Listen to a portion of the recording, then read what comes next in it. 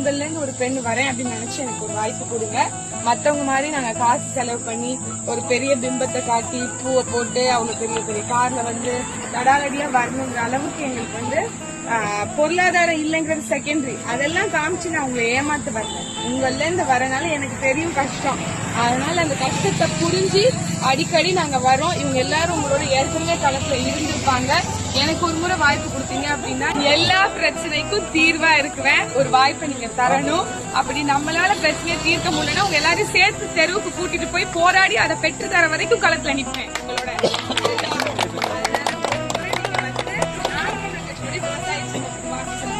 நம்ம எல்லாருக்கும் ஒரு என்ன பசிய போகக்கூடிய உழவன் இருக்கான்ல, அந்த உழவன் விவசாயத்துக்கு கொடுக்கணும், காசு செலுத்தணும். உங்க மகளை இந்த மகளை பத்தி எல்லாருக்கும் சொல்லணும்.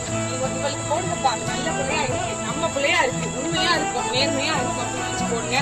மத்தவங்க எப்படின்னு தெரியாது, யாருக்கு நீங்க போன தடவை போட்டீங்கன்னு தெரியாது, அவங்க எத்தனை தடவை உங்களை வந்து பார்த்தாங்கன்னு தெரியாது.